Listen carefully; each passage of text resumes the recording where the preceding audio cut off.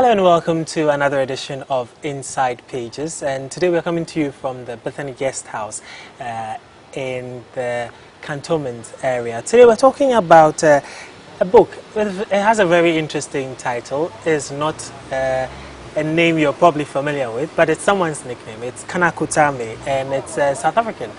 It literally means "in my times," and well, I have the author of that book with me today to talk about the book and the rather interesting name. I'd like him to break it down for us. How come this name for the book, Kana Kutame? Sabata Mpo Mukai, welcome to Inside Pages. Thank you very much, Matt, and thanks to your viewers as well. Okay. Is this your first time in Ghana? Yes, it's my first time here, first time in West Africa. Okay. So I'm quite excited. I always wanted to be here. Okay, so you're welcome. Thank you. You were the writer for the month for the Writers Project Ghana. Yes. Okay, how did it go?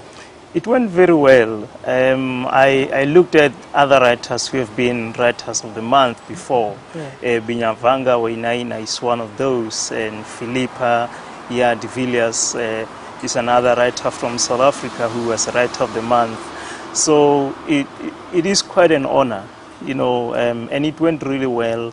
I had a reading at the Goethe Institute last night, and it was so well attended. And among the audience, there was a couple of writers, you know, including South African, Ghanaian writer Manu Hepstein, among others. So it was quite an amazing feeling. I've been to the university, interacted with creative writing students as well.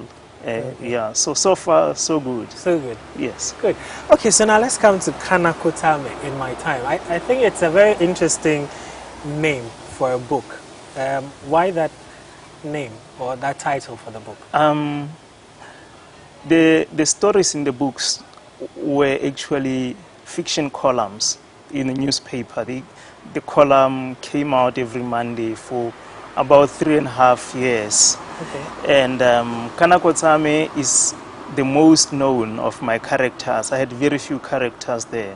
So everybody knew Kana Kutame, and there were instances where I would be pulled by a traffic police officer and they would look at me and say, "Hi, Kana Kutame," you know, and bank tellers and other people. So it was quite recognizable. And when the column came to an end, when I left the newspaper I was working for and went to join the university, my publisher said, "I suggest that we take the name of this character because it's the most recognizable and make it the title of the book." Yeah. So you said you had a fictional column. Yes. Are the stories in here or equally fictional, or these are actual stories that you're telling but decided to import a bit of your fictional characters in here as well? I mean, these are fictional stories. These things did not happen, although we know that fiction is inspired by real life. What happened is that in Johannesburg in the 1950s, there was an inner city slum called Sophiatown, and it was a cultural hub. There were a lot of writers and musicians who lived in Sophiatown, and there were places where people used to go for a drink, pubs or taverns, but we call them shebeens, which were in most cases illegal. And there was some vibrant lifestyle that was centered around the shebeens. Why were they illegal? At some point, black people in South Africa were not allowed to purchase what is called Western liquor. They could only brew and sell traditional beer. So they were illegal. But the other reason was that it was extremely difficult for black people in South Africa to get licenses to trade in liquor. So they were in most cases illegal, but they were quite popular because people went there to while away time. They went there to talk about the hardships. They went there to talk about aspirations. And times were tough. Apartheid wasn't a piece of cake. It was a very painful time for us. But people went there and they bragged about the clothes they wore, They danced to good music. They had wonderful conversations there. People met wives and husbands there as well. Okay, so that leads me to ask, in what era is this book set? Is it post-apartheid? Is it during apartheid, or was it before apartheid? This is just before, apartheid. Yeah, this is just before Nelson Mandela became president. Okay. This is in the late 1980s and early 1990s. Okay. Of course, I was too young at that time, but I do remember exactly what happened, how life used to be then, the kind of music we listened to, and the kind of clothes that people regarded as beautiful clothes, expensive and so forth. I still remember the lifestyles at that time. Okay, so this is just around apartheid story you're telling. But some of the issues you raise here, I think, are issues that still happen in South Africa, right? Yeah. Yes. I mean, you know, some things don't end when apartheid ends, because apartheid was a set of laws that segregated South Africans, that in terms of race, that relegated some races into lower class people and others into upper class people. But after that, the circumstances continued. The conditions of life did not change immediately. In fact, right now, we have townships that are exclusively black, and poverty in South Africa is still, to a very large extent, a black affair. You know, so some did not change, but others are sort of universal issues, like gender-based violence. You find that in affluent societies, you find that in the Western world, as well as in what is called the third world where we are living. You know, although I mean I know it's quite a huge thing in my country and some sub-Saharan African countries as well. So those issues cut across. Is segregation still an issue in today's South Africa? I ask because you're writing the book. The book is available for us now. But if you go through, you'd remember when Tema was reading a book and which had some quotes from Steve Biko and co. His uncle Kana Kutame came and told him, look, you don't have to read this book with light. I mean, these are books you read when it's late and you have to use a candle, for instance, to read them. Do South Africans still face these issues?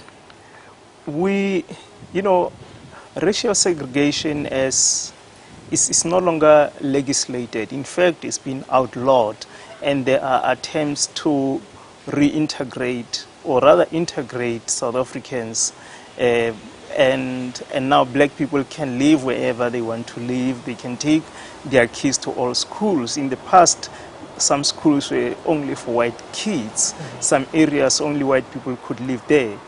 But the economy is very much racialized today. What it means is that somebody is born in an affluent area just because of an accident of biology. The person was born white, and you are born in a poor area simply because you are black. And for you as a black person to move from the poor area to an affluent area where the infrastructure is not compromised, where schools are good, where streets are paved and are tarred, you have to work hard. The other person does not have to work hard. The other person must just be born white, and that's it. So the economy is still very much racialized. Poverty, as I said, has a black face. Wealth generally has a white face. So some things have not changed or are changing rather slow. Let me say that. So in today's South Africa, for instance, we wouldn't see the likes of Brad Tebsa, who would have to go to West End, which is an affluent part of the town, because that's where someone jokingly said that black people can't afford the house, so they'd rather be buried there. We wouldn't see that kind of situation. Actually, I think it's a phenomenon. You know, in Kimberley, I mean, where I live and where these stories are set, West End Cemetery is in a suburb in West End, where that used to be a whites-only area in the past. But now, black people bury their dead in West End. They don't say if we can't afford to buy houses, they will bury our dead there because it's cheaper to bury them there than live there. But it's a phenomenon. They bury their dead in West End. Maybe it can be attributed to the fact that our cemeteries are full because they are right within residential areas. Okay. And you cannot just expand the cemetery because it moves into houses. That might be a reason. But we do see a lot of funerals, people being buried in former white-only areas. Yeah. Okay. It's interesting, this is set within or just before apartheid, but I think you make mentions of Steve Biko. You don't talk much about him in the book, but at least you drop his name subtly in the book.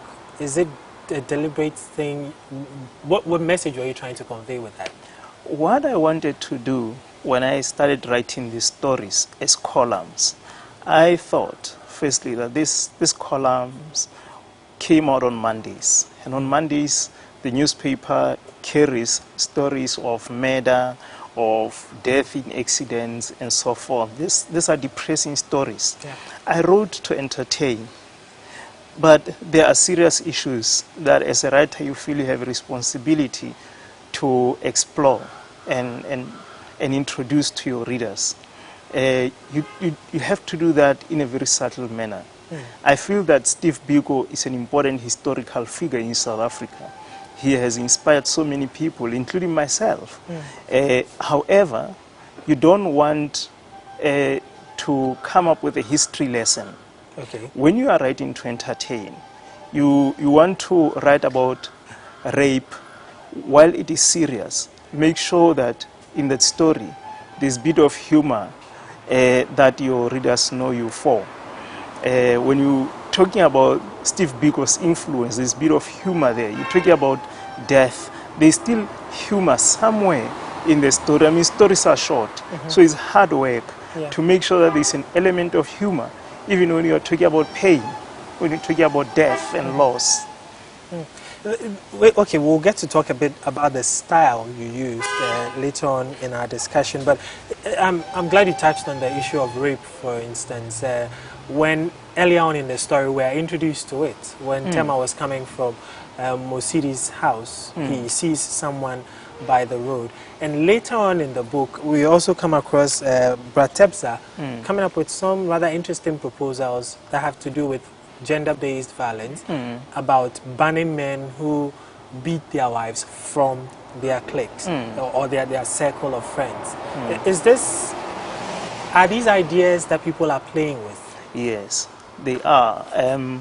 What happened is that whenever I wrote my stories, I also looked at what is happening in South Africa at that time, what is being reported at that time. And sometimes I would try and fictionalize this.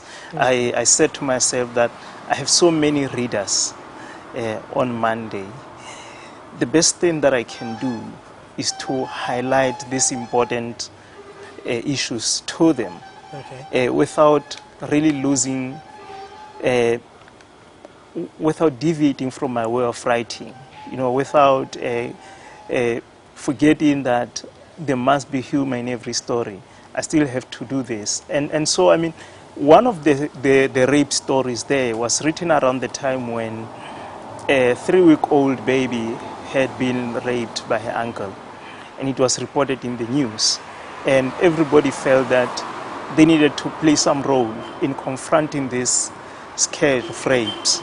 And so I wrote a story hoping that I'm calling people to a table to come and talk about this and see what they can do about it. I think one of the responsibilities of a writer is to get people to talk or think about things that somehow they would not want to think about or talk about. Okay. So the issue about Snake also standing trial for rape, was it something just to keep the theme or the conversation around rape? Yes, it was intended that. But it came as a surprise to me reading it, because we don't see so much of Snake in the story. We only know that, of course, he's taking Kana Kutame's girlfriend from him and he's bitter about it. Then the next thing we hear about him, he's standing trial for rape.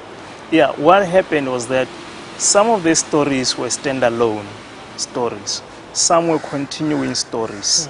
When I started the column, I was thinking about people who wrote their novels starting off as fiction columns.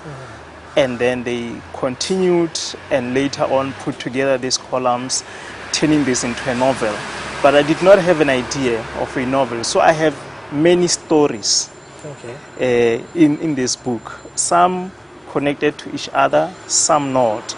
And as I said, sometimes there would be a historical event that I want to talk about simply because there is a mood at that time. I mean, for example, in August in South Africa, we call it Women's Month. And it is because in 1956, on the 9th of August, women marched to the seat of government and demanded that the past laws be scrapped. So I would write a column about it and contribute to the discussion that is ongoing. Okay, so then that also brings to mind an issue that I noticed in the book, identity.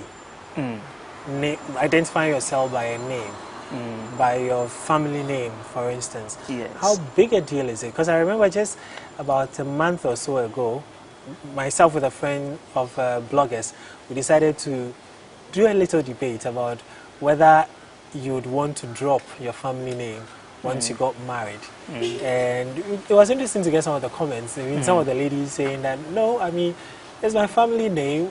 It's part of who I am. It's my brand. It's my identity. Why would I want to drop it? Some of the guys were also saying same. I wouldn't want to drop my family name and take on my wife's name. How big an issue is this? It used to be big just after Mr. Mandela became president. There was a time when people said, we want to reclaim our real names. And then they dropped it. I think it started too fast. And then people started forgetting about it. But, you know, we have a lot of black South Africans who are having family names that are not African.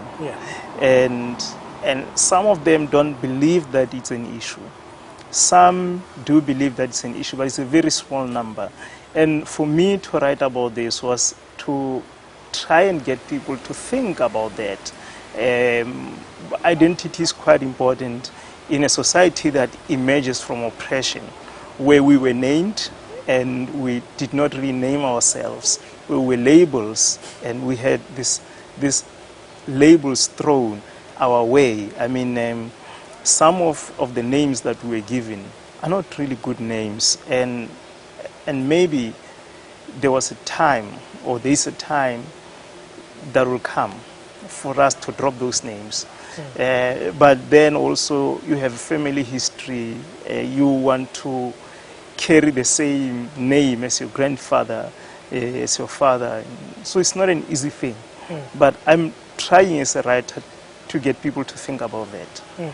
We'll continue with this conversation on names after this break. And you know the trend in Ghana where now a lot of people tend to not give their children English names. I'll find out from Sabata after the break if that is the case as well in South Africa. Stay with us.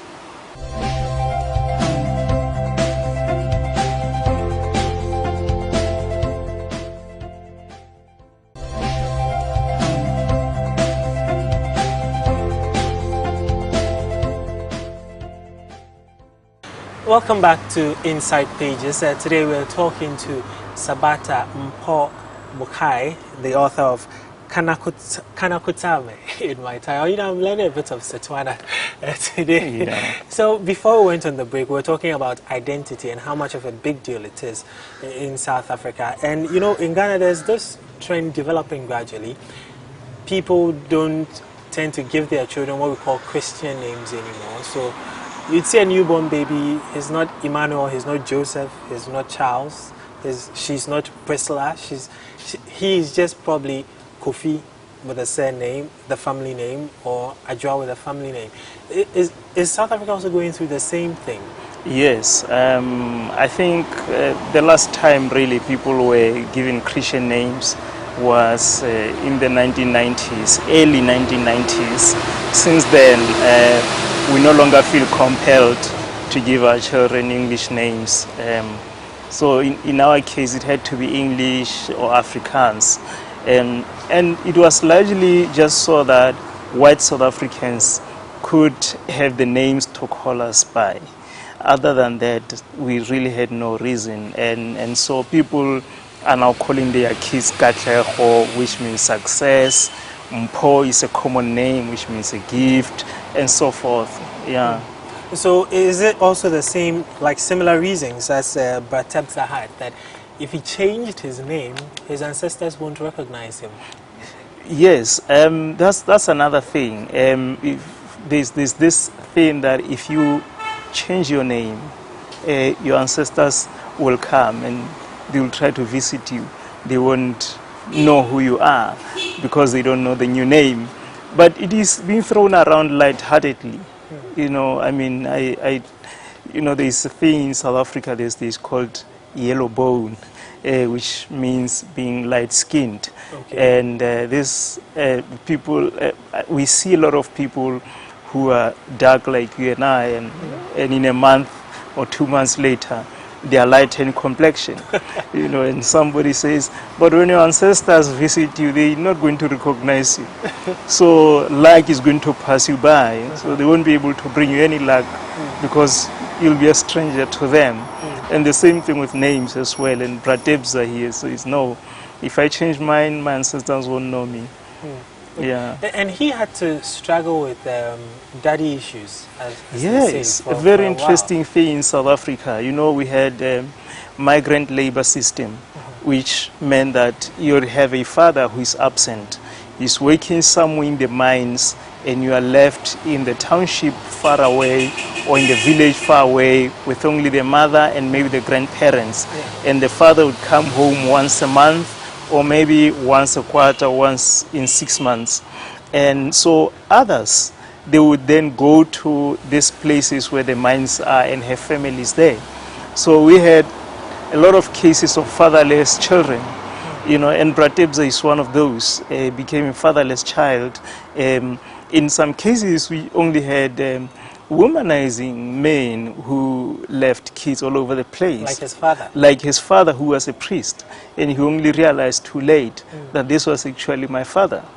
It's quite a known thing. I mean, I think more than half of the kids in South Africa grow with mothers only and not fathers. Why is that? Okay, apart from the migrant labor issues, why is it still a situation that persists? I really don't know. Because South Africa's economy is considered one of the best on the continent. Yes. But the best economy also does not translate into the best values and the best minds and so on, sadly. Yeah. So I don't know why do we have this phenomenon of fatherless children in South Africa at this time. Because we cannot attribute that to migrant labor system, because a lot of mines have been closed now. Exactly. I mean, we have run out of gold, we have run out of diamonds, except here and there. So the migrant labor system is not as it used to be in the past. These days, I mean, people who are migrant laborers are actually the new black middle class, and you move with your family to a new place where you're going to work. You don't go alone. Okay, I'll touch on the other themes that I've come across in the book shortly, but earlier I said I would talk also about the style of how you write the book.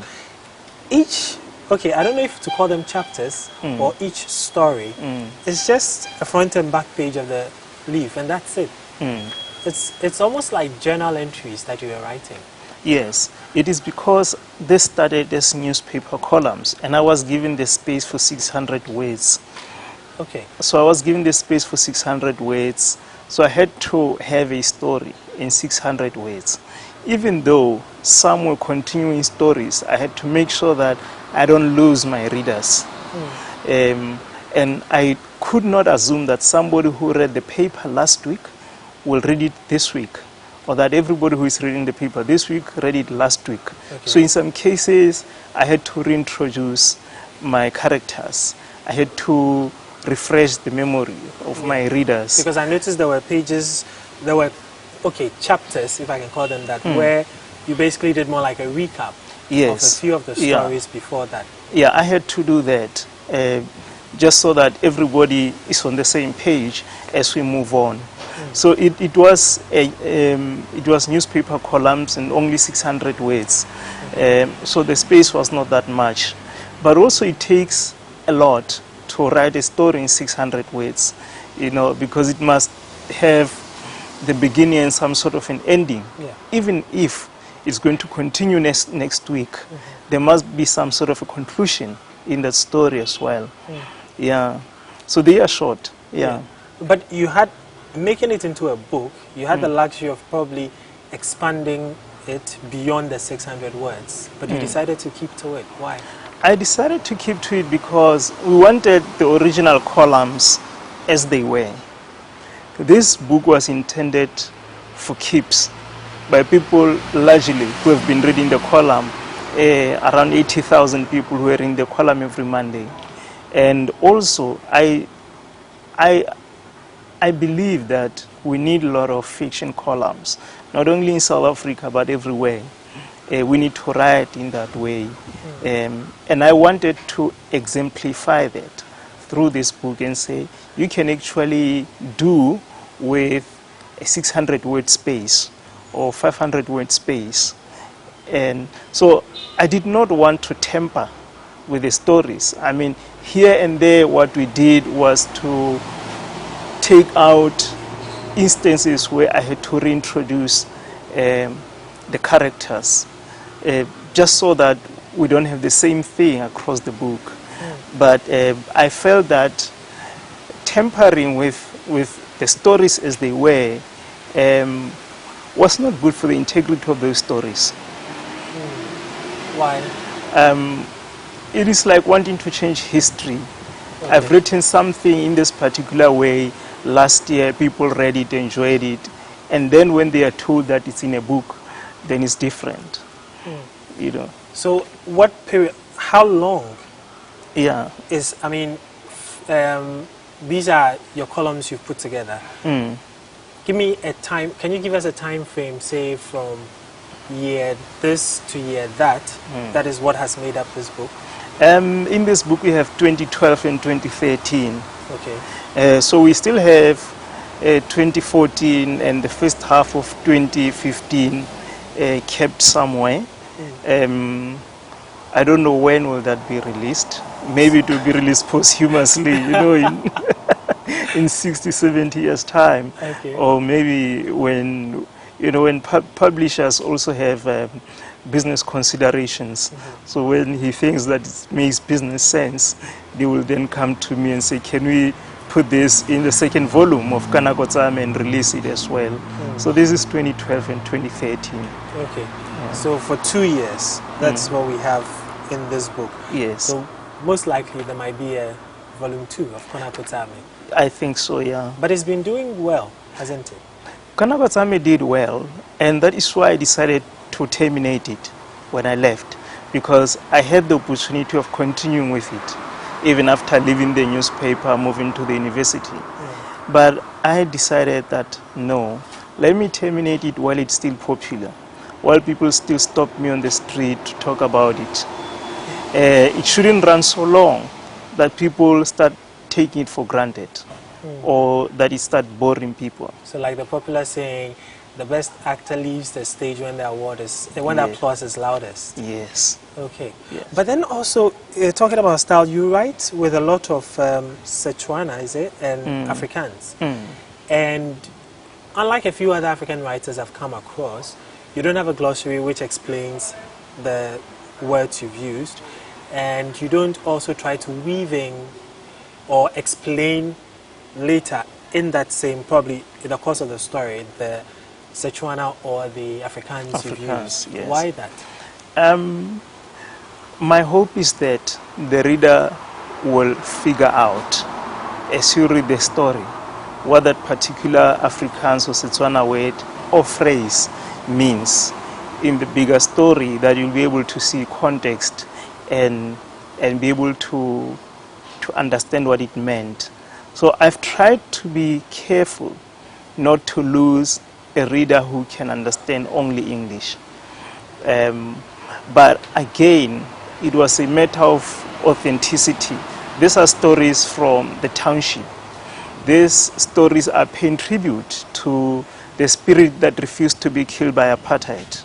And this is how these people spoke. And I'm inspired, or let me say influenced, by a group of writers who emerged in the 1950s and wrote for the Drum magazine. And they wrote so glowingly about black urban life. And this is what I'm trying to do here. And I'm trying to carry on with that tradition. But I decided not to have the glossary because sometimes I think it interferes with the flow of reading. Well, that's quite true. Yeah. Because then you'll be tempted to check and then come back and to then it. come back to it. And so here my hope is that you'll read the story, come across an Afrikaans phrase, and go back to the story, and I mean, be able to understand what it means when you finish reading the story. You should be able to understand that he was greeting somebody, or he was talking about a dish here, or he was swearing. Well, if we could pick up a few, maybe Dumela, I know it's Yes. a greeting, so Yes. I could pick up that. But where it's quite long, and I'm not even too sure if I'm reading it right, it becomes a bit difficult to follow at that point. Yeah, And especially when the characters are making some really salient points, but it's completely in Afrikaans or Setswana without any English accompaniment. I understand that, and maybe, just maybe, there's no certainty around this. Maybe in the second edition we'll have glossary, or maybe some translations next to those. Just maybe. Just In this case, you have a writer who writes in two languages, largely, in English and Setswana. And it is an important statement. You don't just write in an African language. Across the African continent, many people write in English. Yeah. Those who write in African languages are making statements about the dignity of the African people, about the lessons that can be learned in African languages. And sometimes we bulldoze these African languages into English text. You find that in Zimbabwe, you find that in literature from Ghana, Nigeria, and everywhere else, where you have thrown in a phrase. It is in some way trying to say, listen, this is Africa, and also maybe trying to introduce Africans to each other's languages. And that is why it is sprinkled rather than, just too much. Yeah. Okay, so that explains that bit of it. Okay, let's move on to Kona Kutame himself. Starting, of course, he starts off, we see him first off as someone who's lost his job, someone who a lot of people would rather write off because they think he's useless. But he turns out to be a rather smart person. Kana Kutame is a smart guy who made mistakes in life, like everybody, who got caught and paid a heavy price. I mean, his name, for instance, he acquired this nickname after he had been fired from his job. He was a teacher. Yeah. He got involved with a schoolgirl, got the schoolgirl pregnant, got fired, had no money, but then frequented the shebeen where he used to drink with his colleagues, and demanded that they buy alcohol for him. And when they refused, he said, but in my times, I used to buy you this. Exactly. In my times, Kana Kutame, and that's where he got the nickname from. Yeah. But he was quite a smart guy. He loved William Shakespeare. Yeah. People relied on him for advices. I think there was an acknowledgement among the community that this guy, despite his mistakes, he's still a brilliant guy. And that is why at a later stage he was re-employed at the same school. But even before he got that, when Snake was standing trial for raping the schoolgirl, he sort of sought to justify his case that, well, the girl I got pregnant, it was consensual sex. She was 18. She could take a decision for herself. In Snake's case, the girl is 16, and he raped the girl. So if you will not fire him, then you might as well take me back. Yeah, this is one of the things that I wanted to highlight, that victims of crimes against women, in most cases, they try to look for anything that will make them feel better. Not victims, I mean perpetrators. Yeah. They'll try to look for anything that's going to make them feel better. They'll try to justify, they'll try to compare themselves to the worst cases.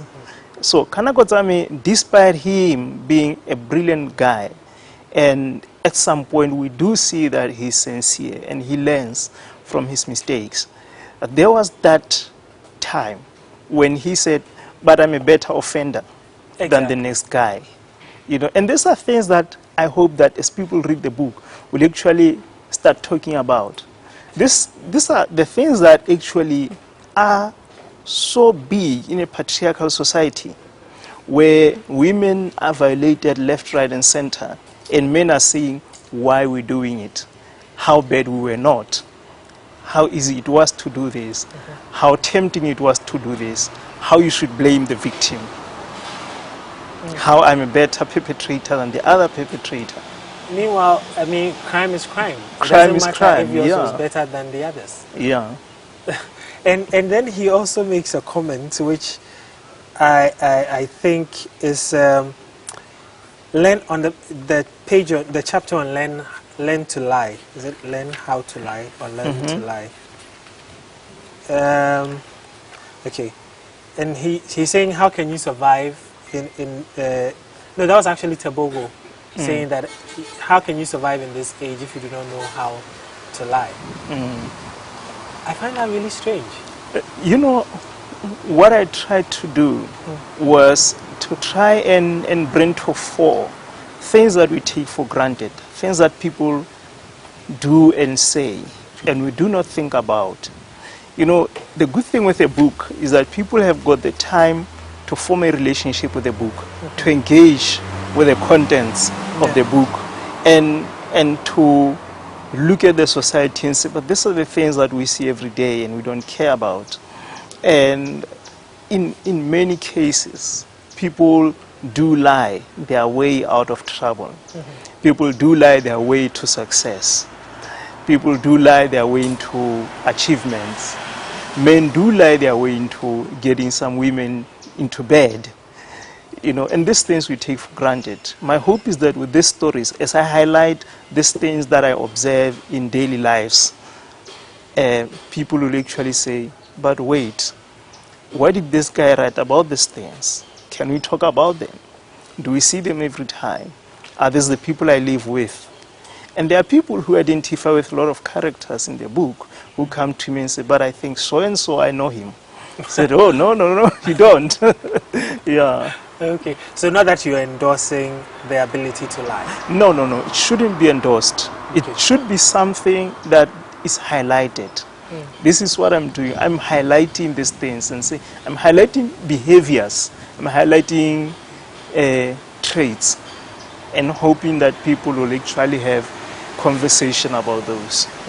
You're still watching Inside Pages, and today we're talking to Sabata Mokai, who's written Konakotame. I'm trying to get my Setswana right. We'll take a quick break. We'll be back. And then there's an issue of love interest in the book. We'll explore that as well when we return.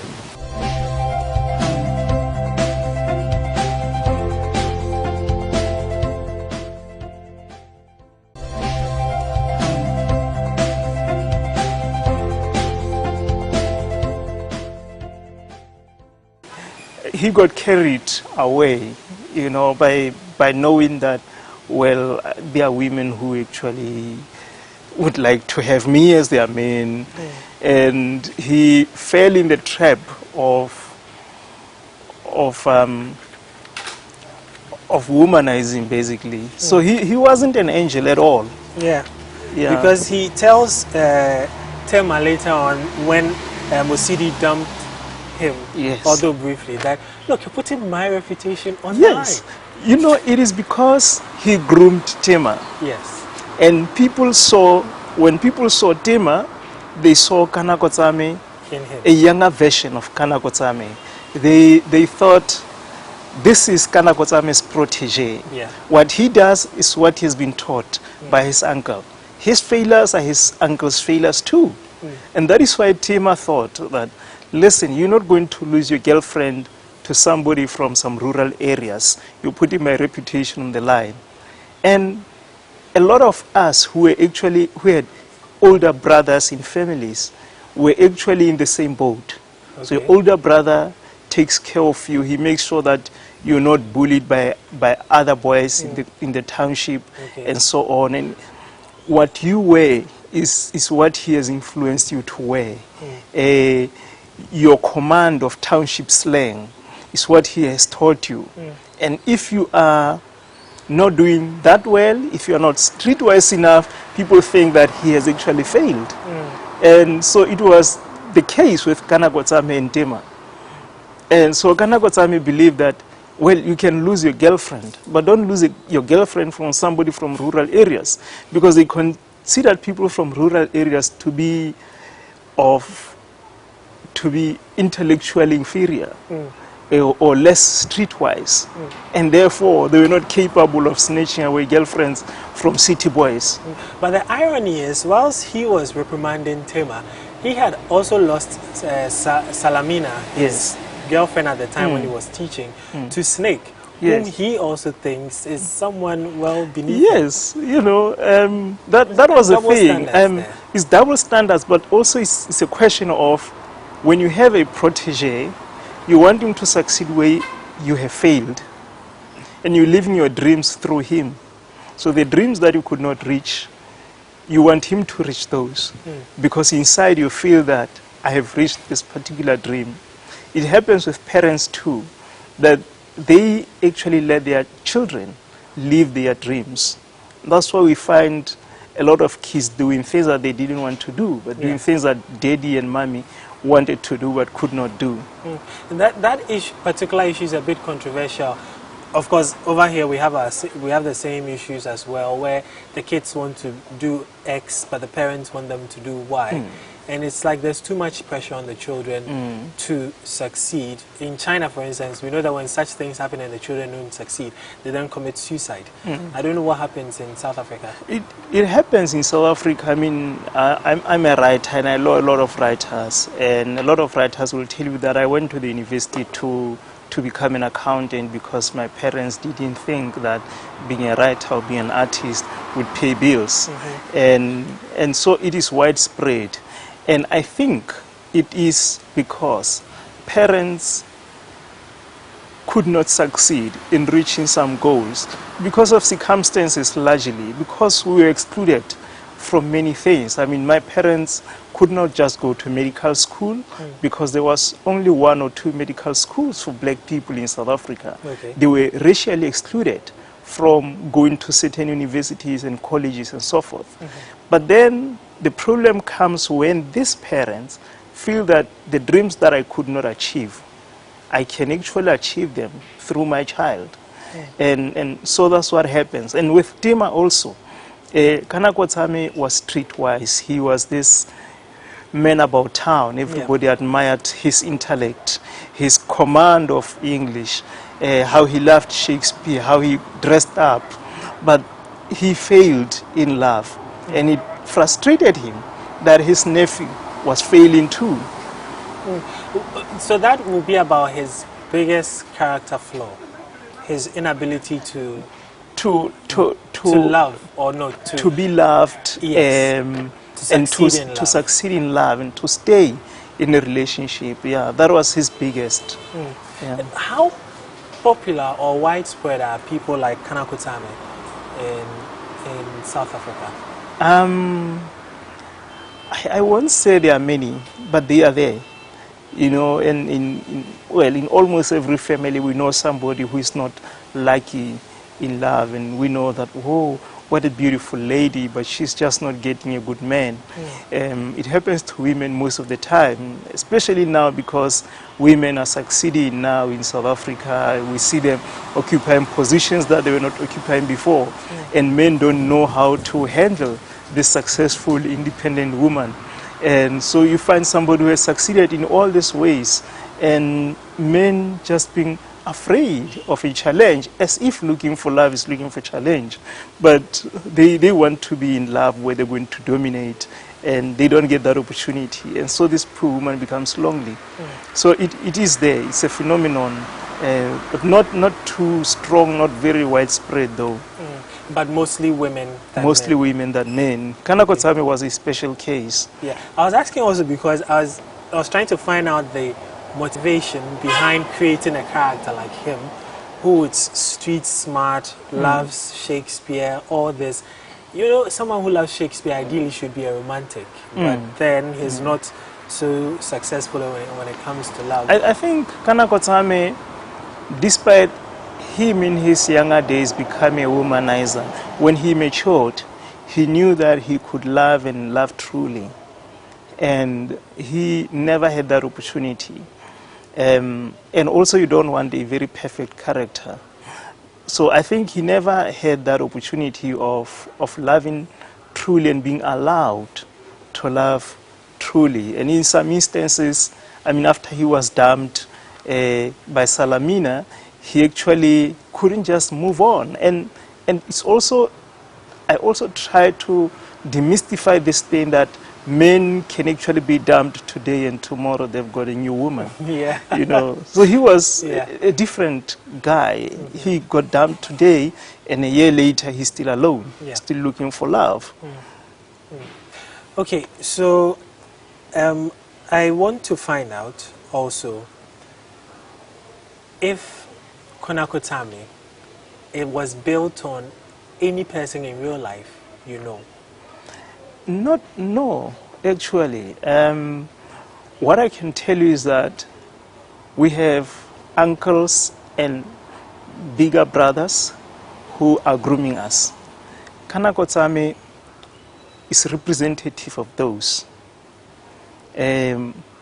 So there was no specific person, but it was a collective. There was these people that I knew who were real township brothers that Kanako represented. He was everybody's favorite uncle.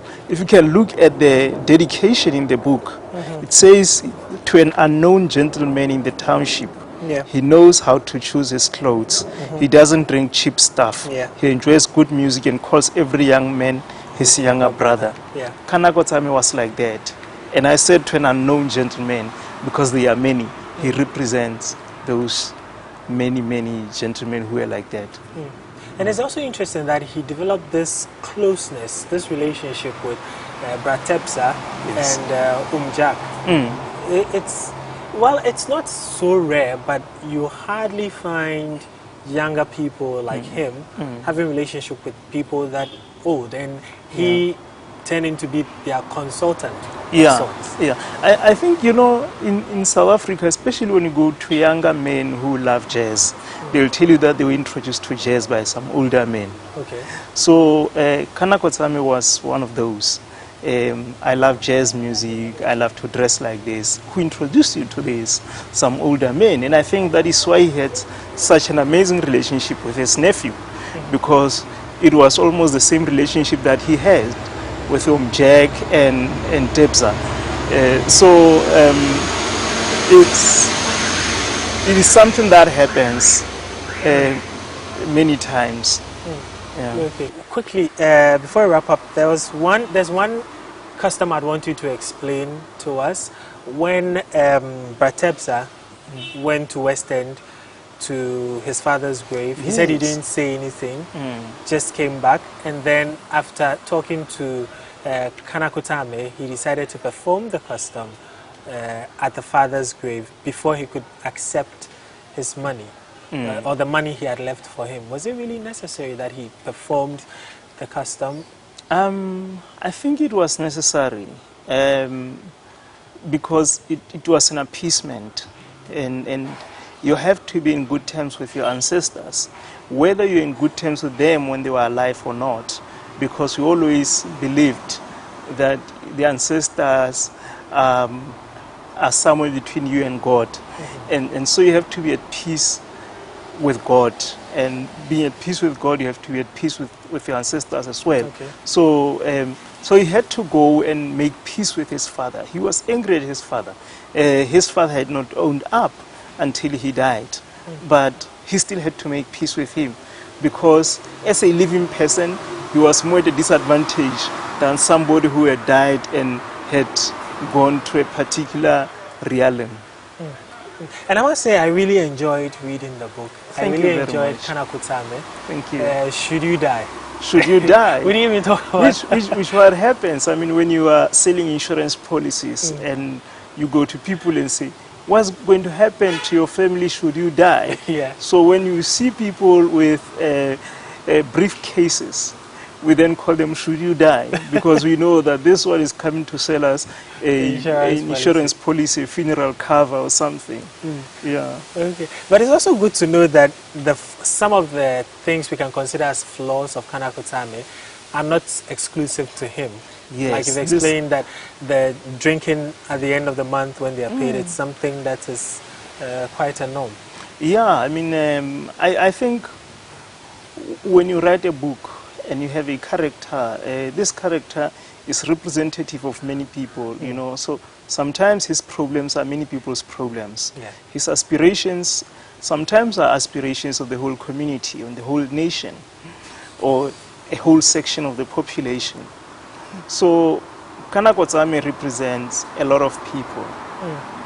And I hope we'll all find our own Kana Kutame and find ways of helping shape the Kana Kutames in our society. Yes, I will. I hope so, yeah. Thank you very much, Sabata. Thank you very much, Thank you Martin. for your Thank time. you for your viewers for the time. Thank you. So this has been another edition of Inside Pages, and I would like to say a big thank you to Sabata Mpo Mukai, who came all the way from South Africa to be part of the Writers Project program here. He was the writer for the month of September, and we'll say a big thank you also to Writers Project Ghana and the Gothe Institute for their support as well. Join us again same time next week for another edition of Inside Pages. I'm Nia Krofis Matabe.